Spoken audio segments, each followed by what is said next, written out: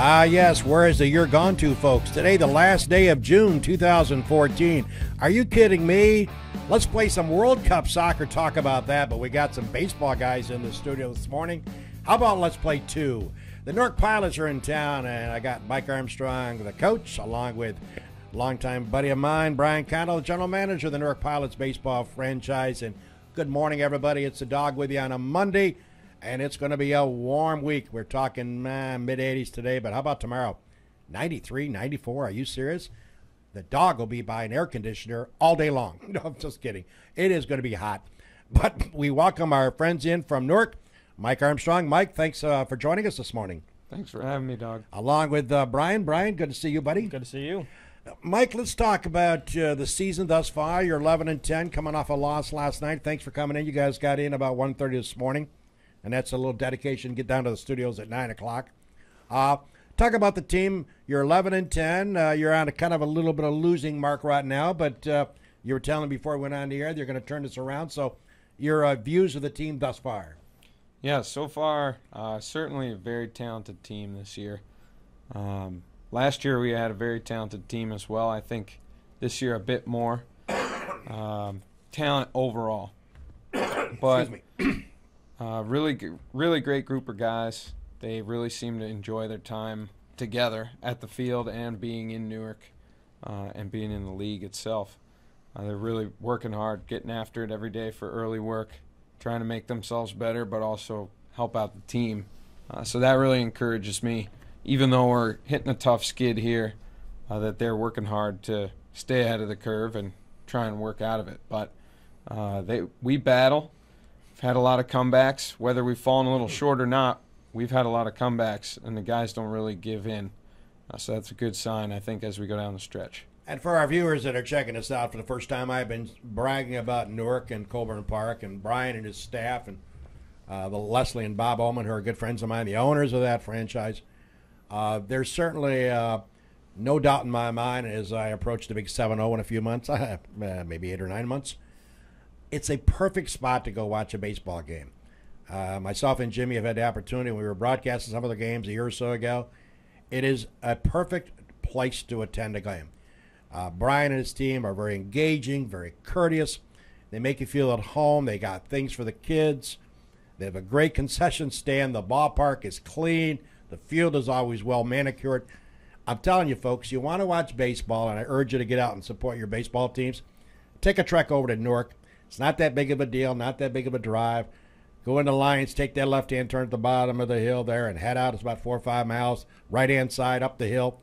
It's truly a good thing to do. I'm trying to get there this week. If not, I got friends. We're going to go definitely next week.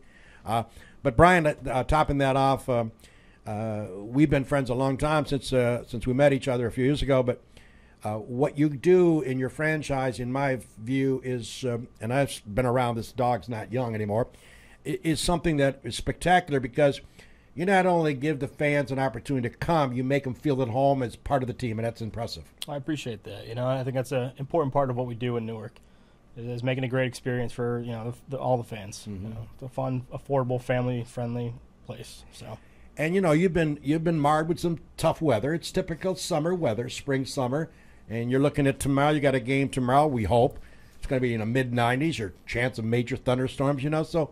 You got to kind of, shuffle the cards and see what it takes you. Every day is a new thrill, right? That's exactly right, yeah. But one thing is I always tell the story, and again, I urge you to check out Newark. And again, I'm not saying not to go to Geneva, not to go to other places to watch baseball.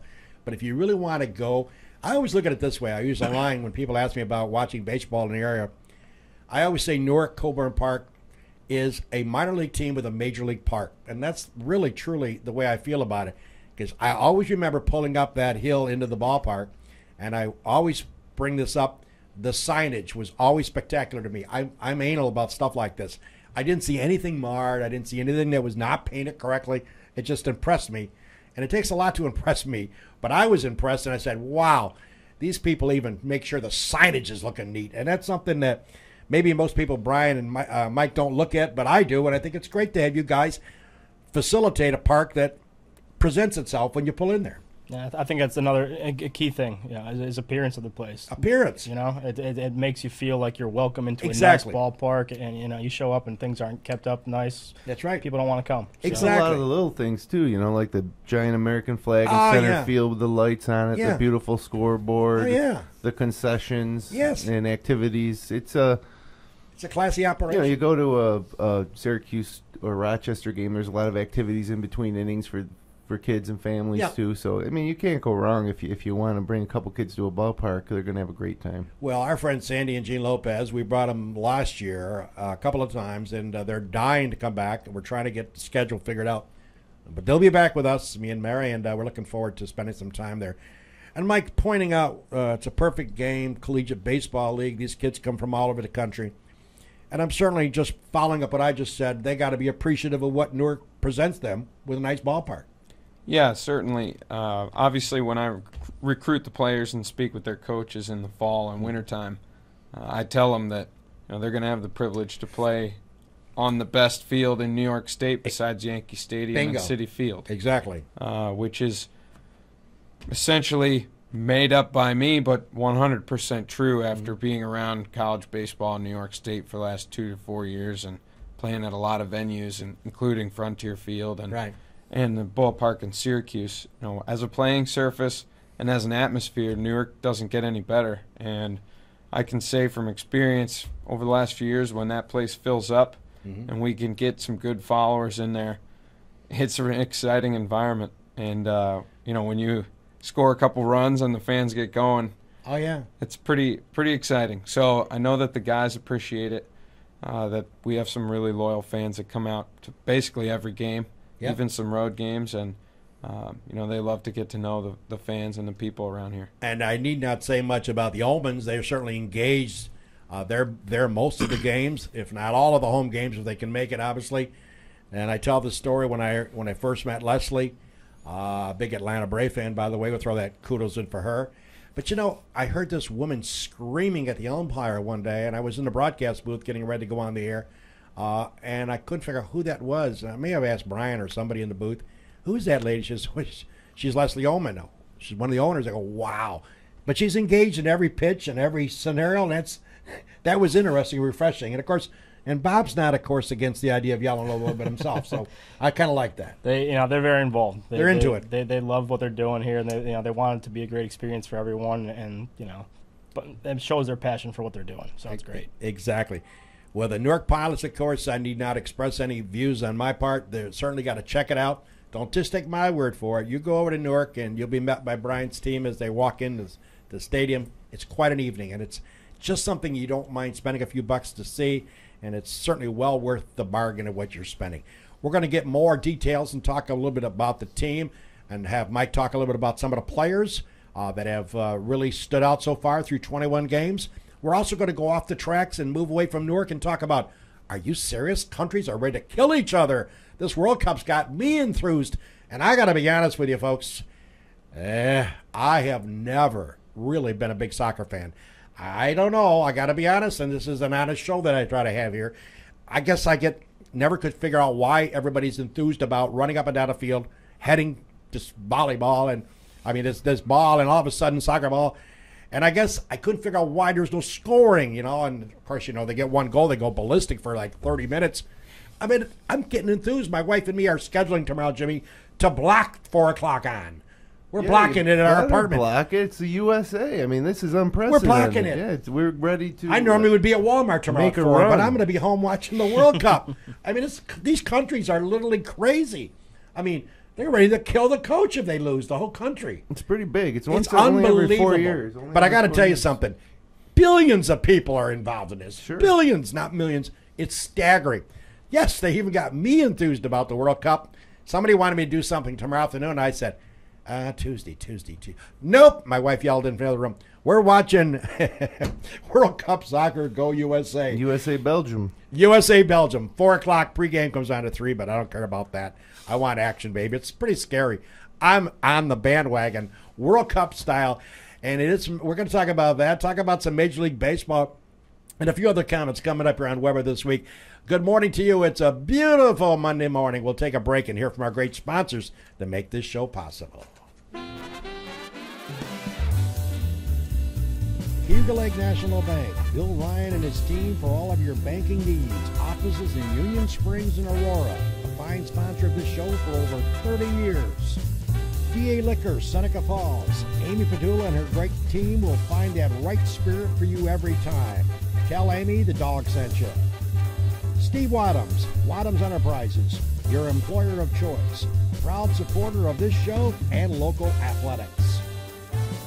Bob and Leslie Oman, owners of the Oman Theater in Lyons, as well as the Newark Pilots, a minor league baseball team with a major league ballpark. Blizzard's Tailgater Lounge, Waterloo, best mott sticks around, where you can enjoy a drink and some laughs. SenecaFallsCountryClub.com, awesome 18-hole layout, offering a 12-month payment plan. Home of the toughest par 4 in central New York. Wilson Press, WPress.com. Seneca Falls, Rich Ricky, my good friend, and his team can handle all of your printing and mailing needs. Rich Ricky, Wilson Press, a fine sponsor of Weber This Week. Oh, top of the morning, everybody. And by the way, before you hear about it on the street, I do play golf at Seneca Falls Country Club, a great sponsor of our show, obviously. And I see Jimmy there getting ready to play when I come in to play on the weekends. And by the way, before you hear it at your coffee shop or at the local bar or local restaurant, Brad Jones and myself and John King play a lot of golf together. We sometimes have a fourth, but usually the three of us are so ridiculous on the golf course, nobody else wants to play with us. But yesterday, if you didn't hear it, I got to tell you, I was 3 up with Brad Jones. We play match play. We have a little, I think we play a 10-5 match, which is $10 on the original bet. And then if you close the person out, like if you're up 3 holes with only 2 to go, then the press kicks in.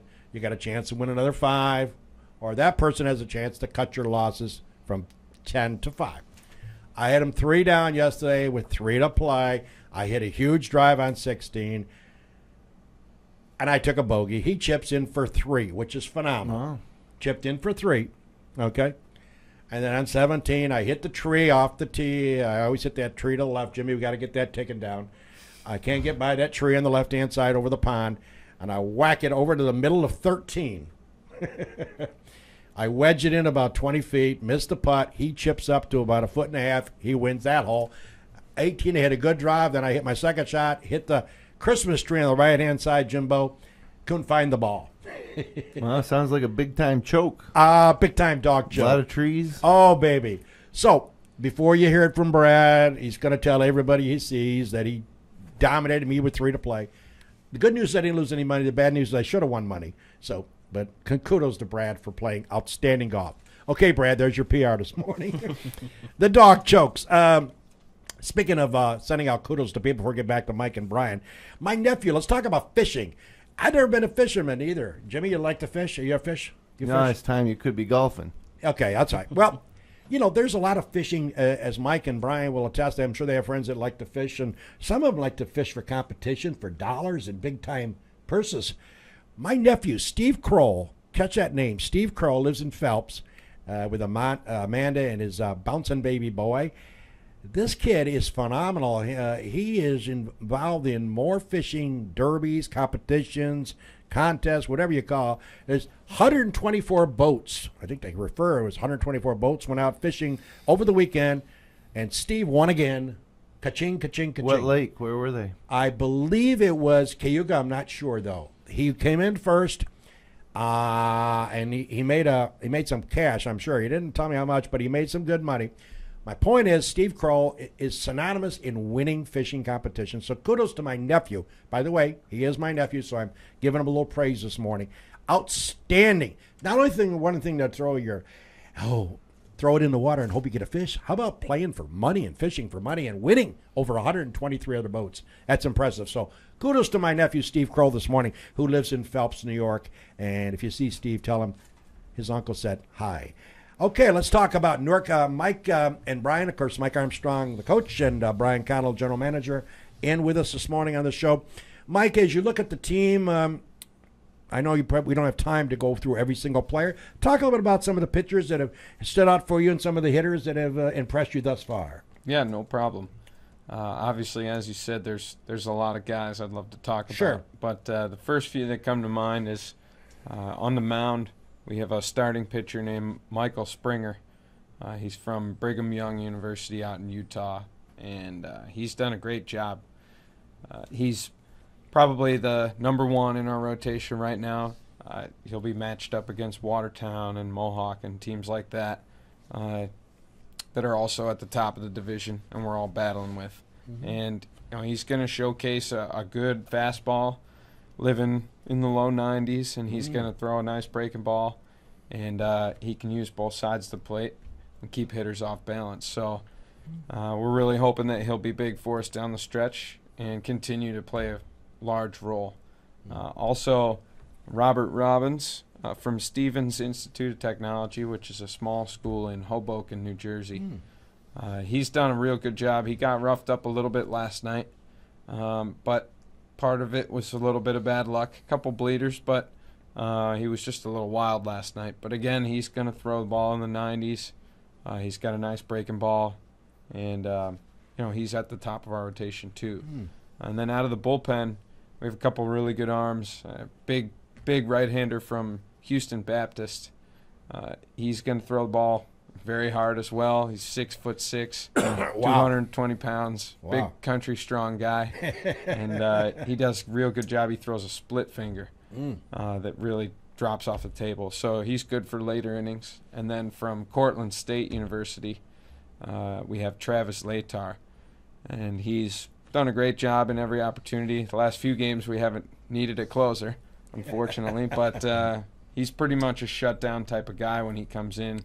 Lives real low in the zone and throws hard, and he's from Canada. So the 6'6" guy that throws 90 is not the closer. He's set up. Yeah, he's set up. Wow. He's good for a couple inning stretch, so he's good to kind of bridge the gap if our starter needs to come out a little early. But then, there's 4 or 5 other guys that have done a great job, good middle to late game relievers. And with the amount of games that we play, as you know, we have to have quite a stable of relief pitchers, whether things are going good or going bad.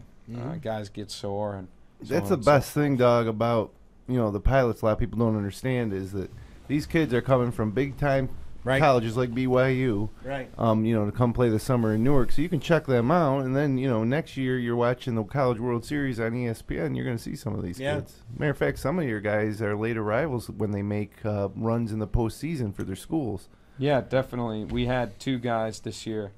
Well, more than that, but 2 from Division I. One from Kentucky who was in the regionals, and then one from Maryland who was in the super regionals. So, both those guys, if you were watching Maryland in the super regionals, you saw Tim Lewis on TV playing left field for Maryland. And That's then awesome. Dorian Hairston from Kentucky wasn't a starter, but he was kind of a 4th outfielder, so he was in there a lot for defense. And both guys were looking forward to helping us down the stretch.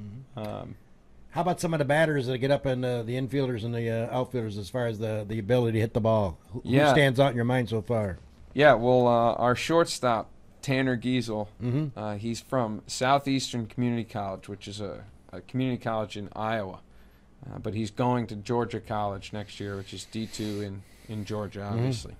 And he's from Illinois, and he's a very hard-nosed player. He's hit 3, 4, 5 for us. He's in the middle of the lineup, and he does a great job. He's not going to necessarily drive the ball out of the ballpark all the time, but he's got serious gap-to-gap power, hit a lot of doubles and triples, and plays really good defense. And then another Brigham Young guy, Wyatt Padgett. He swings it from the left side. I've been following him a little bit statistically, Yeah, he started a little slow. He's been making some adjustments with myself and other coaches with his swing, and things are starting to pay off for him. He had 2 hits last night, a double the night before. So he's starting to swing it a little bit, and he's got some serious power. So if he gets hot, you could look out for a lot of gaps and possibly a couple dingers. But in the outfield, Luis Silverio, we had Luis Silverio to start the season. He hit a home run in his first at-bat this summer, and then a home run in his second game. And he got drafted by the White Sox in the 32nd round. So he left, and when he left, I brought his brother, Neat. to Newark. No kid. Luis. That's So pretty neat. Luis plays center field He for hit us. any home runs? He has 3 so far. Oh, wow. And he's got some serious tools. And this is a guy that will be drafted. So if people want to come out and see a player that is going to be a minor leaguer at least, that's what they look like. He's at Palm Beach State College in Florida. He was just a freshman, but he's got all the tools. He's a really exciting player to watch. He's obviously still learning, as they all are, and as I am as well. But he can play, and he can flat out run. I mean, I've seen him. He hit a routine ground ball to short and beat it out. Wow. So he can move.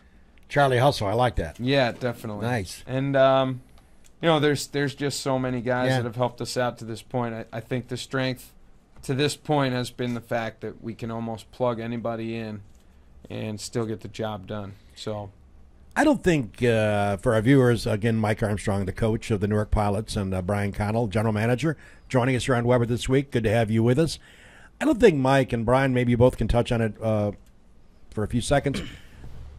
The difficulty of baseball and emerging from Newark to another segment, the minor leagues, et cetera, to move your way up to the big leagues. I don't think anybody fathoms how difficult that is.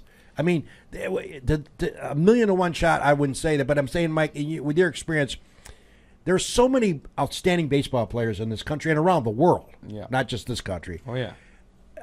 Speak a little bit about how tough it is to get to where, get to the big time. That is, I mean, that's a long journey, right? Oh, yeah. Unless you're somebody very unique and special, right? Right. A Mike Trout type of Bingo, guy. Mike Trout. But I mean, it's pretty amazing. It's incredibly difficult, and the worst / best part about baseball, right? And this applies to the process of moving up through affiliated ball, is that sometimes it's better to be lucky than good. Right. So, you might have one bad outing, and the advanced scout is there to decide whether you're moving up to Double-A, and you get tagged as a pitcher, and you stay in Single-A longer, or you get hurt. Right. Man, the amount of people that go and, they hurt their arm. Sure. Or you blow out a knee or something, and you're done.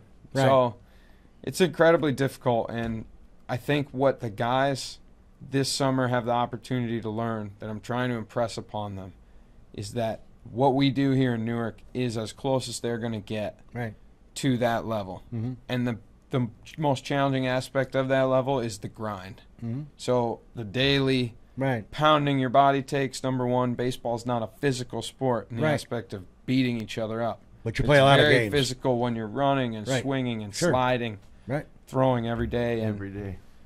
A lot of these guys don't do that. Yeah. At college, you play maybe Friday, Saturday, Sunday, and a weekday game. Mm-hmm. That's a lot of baseball, but that's still 3-4 days off out of a week of 7. Not in the other leagues. Not here. Play. So we play 14 games in 12 days coming up. Yeah. So, you need to understand what you have to do in order to sleep and rest. And a lot of guys get in the minor leagues, and they go out, and they want to go out at night and enjoy their can't do that. Their new future, and that might be the end of them. Yeah. But there's a lot of guys that don't do that and have a run of bad luck too. And Brian, you've watched it from your post as GM. Certainly, you can recognize the kids that come into Newark that have a special dedication, that realize how difficult the task is at hand, and it's all business to play baseball. Oh, definitely. I mean, we were talking about on the way over some of the guys who, we're playing every single day. They're traveling and whatnot, but we still have, there's a handful of guys that every single day they're there for the early work with Mike. Mike says anytime you want to come in early and get some extra swings in and stuff, and they're there. They're understanding now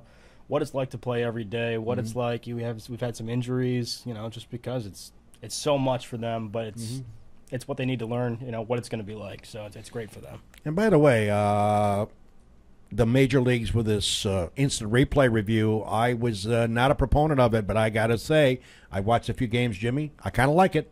I do kind of like it, and they're making those decisions quicker now. Yeah. I mean, some calls at first looked like bang, bang, and they reviewed the film, boom. And it took like 20 seconds the other night, a couple of plays I saw where the umpire went, or see, I like it. So I have to say that I was against the idea maybe, but it makes a wrong a right. How do you feel about it, Mike, as a manager? You wish that, you could go to the replay in some of these calls? Maybe not get thrown out of a game. I don't know. Yeah, I wasn't a fan of replay either. Yeah. I'm still not to a point. I believe that the calls that are reviewable should stick to the only ones that can be black and white. Right. So fair foul, safer out at a base, pickouts or pickoffs and things like that. Maybe, but then they start getting into the gray area of baseball, and I think you got to just let that play because, the perfect game league, the umpires are learning too. They're players, or they're just like the players. Yeah. They want to try and ump at the next level. Sure. And a lot of them do a really good job, and even the ones that do a good job, you're going to miss a call. Yeah. Just like I'm going to make a bad call. Sure. And I wish you could have it remedied, to answer your question. But it just gets frustrating. That just adds to the grind. Well, like the other night, the Red Sox-Yankee game, Pedroia starts off with a gapper in left center, and Ellsbury came across for the Yankees, picked up the ball, threw it in the second. Pedroia was getting that extra base, trying to get the second. He slides. The Yankee announcers were saying he beat the tag. He slid away from the glove. Safe. Girardi comes out, and of course they reviewed it, as you guys know, 58 times. And it looked like the glove caught Pedroia before his hand touched the bag. Reviewed it. 20 seconds later, you're out. Big point. Yeah. Leadoff hitter, double. Huge. Nope, you're on the bench, 1 out. So that's what kind of reminded me of talking about this morning. So I kind of like it. I mean, I think hey, in that case, he'd have been at second base with nobody out. Yeah. Right now he's on the bench with a Gatorade. 1 out. Which was the right call. It was the right call. I think that's it. If it's right, then it's Yeah. right. But if they're wrong and you have the ability to make it right, then what do you That's doing? right. Well, Brian, as we get ready to wrap it up, I'm going to go through your schedule in a couple seconds. But to say to our viewers, you want to come over and support Newark baseball. If they have like a group they want to come over, can they get a hold of your office and talk about, like a group rate or some scenario, how that Definitely, works? yeah, definitely. I mean, they can give us a call. They can shoot us an email, All right. newarkpilots@gmail.com, or give me a call, 315-576-6710. Okay. Either way, and they want to bring a group over. We Right. knew this year we have the Secor Lumber Party Deck we Nice. have this year. Beautiful. So we can do birthday parties, group events, work events. Beautiful. You want to do something nice for employees, have them come out and watch some great baseball. A day at the ballpark. Exactly. Well, it's a busy week. Let's hope and pray we get the game in tomorrow night because this week Newark is very busy at home. Tomorrow night they entertain Albany. Again, the temperature is mid-90s. They're talking about some T-storms. Let's hope we can get those missing us. That, of course, 7:05 start time at Newark. Thursday, they entertain Utica. Friday, we're talking, let's play 2 on the 4th of July. Adirondack comes to Newark. Starts at 5:30, a doubleheader. Lots of baseball. And then Saturday, Fireworks on the 4th? No. on the 4th? No. Not the 4th. Okay. Then on Saturday, you entertain Mohawk. So you have a very busy week ahead of you. Yep. Let's hope the weatherman cooperates. A lot of baseball. Gotta love it. That's right. Well, guys, Mike, thank you very much for coming in. I look forward to seeing, getting over to check out some baseball and keep up the good work. I know it's a long, arduous season, but I'm sure you'll do a fine job. Thank you very much. Appreciate being here. All right. And Brian, I look forward to seeing you soon. Sounds good. Thank you. Good luck, guys. And listen, just a reminder, folks, World Cup. And by the way, before we go off there, Jimmy's got his SU color on there this morning. It looks a little orange. Maybe I'm colorblind. But now I got to ask you a question, Jimmy. You're a big SU fan, as we all know. Jimmy graduated from there. It only took him 2 years to get out of school. Brilliant individual. I want to know one thing about the NBA draft. Okay. Excuse me if I'm wrong, and I may be wrong. But I recall following Syracuse basketball under the tutelage of Jim Boeheim. C.J. Fair was Mr. Can't Miss. Went the 4 years. Sure first-round pick, in my opinion. I heard it from a lot of people. All of a sudden, this kid comes into play for Syracuse named Ennis, outstanding freshman. After a year, says, see ya. And then we got a kid named Jeremy Grant, who's an outstanding player. But I was always under the opinion from the media in the Syracuse market and from Jimbo and all the SU fans that this Fair kid was a no-miss. They hold the draft. Ennis goes 18th, first round. Jeremy Grant goes 39th. What, second round, Jimbo? Second, 38th? Yeah, and all of a sudden, CJ's waiting for the phone to ring. What happened, Jimbo? Am I missing something? No, I mean, I don't think wasn't Fair expected to be drafted? He was during the season, but what happens is they do all these mock drafts. Oh, They said Ennis was going to be 8, Grant was going to be 12, Okay. and they go pro. But then when Right. they work them out, they Okay. realize that Okay. Jeremy Grant's 38, and Okay. it's all hype. And if it wasn't for the hype, Jeremy Grant would be back this year because he didn't want to go 38th. They were telling him he was going to go 14th. Were you shell-shocked that Fair did not get drafted? No, I was hoping that he'd get picked up late second round, but by the time you I was get to amazed. by the time you get to the actual draft, Okay. they got down to a pretty good science. Amazing. Because they've all worked out Right. these guys, and, Right. and it's just, I don't know. I just led to believe a that shame. he was the best of the three. Sure, because the idiots who post the mock Okay. drafts Okay. all winter long, they don't know what they're talking Yeah. about. They see Jeremy Grant, Right. Be a Sports Center top 10 play 2 Okay. times in a week, and they say he's going to be a lottery pick, and he should be at Syracuse this year. All right. Well, I was stunned. I mean, I was watching some of that draft. You guys probably did too, and I'm thinking, what happened to Fair? Then I found out the next morning he never got a call. He joined the Dallas Mavericks Summer League. He got signed. It just blew me away. I just assumed, Jimmy, that he was going to get drafted. And It's too bad. I wish he did. Yeah. But, he's got holes in his game. He's a great college player. and Ennis obviously drafted 18th, first round, some guaranteed money, which means if you're in the first round, you get guaranteed money. Other than that, you do not. So it's just a matter, as Mike talked about the baseball, you either make it or you don't. And that's a tough game too, baby. Oh, yeah. The NBA. It's tough. Well, listen, folks, next week we have a special guest coming via phone. Jim Eichelhofer used to write for the Finger Lakes Times years ago. I remember reading his stuff, sports guy. Now he's been working several years for the New Orleans NBA entry, the New Orleans Pelicans. They changed their name again. He will join us via phone next Monday on the Weber Show, so we're looking forward to having Jim give us a little overview of the draft, his views of what New Orleans brought into their franchise, and also some comments about some of the big names that got drafted early in that first round. Should be interesting, and of course, we'll have to wait and see. But Jim Eichelhofer will be joining us via phone from New Orleans next Monday here on Weber This Week.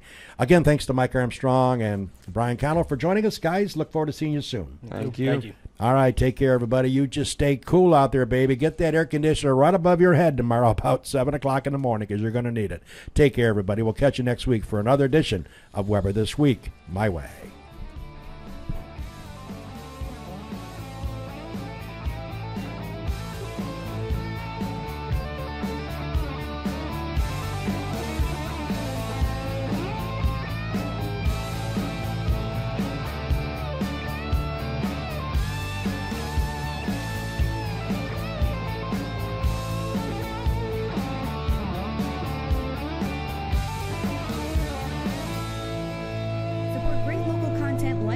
Becoming a patron of FingerLakes1.com. Visit patreon.com/FL1.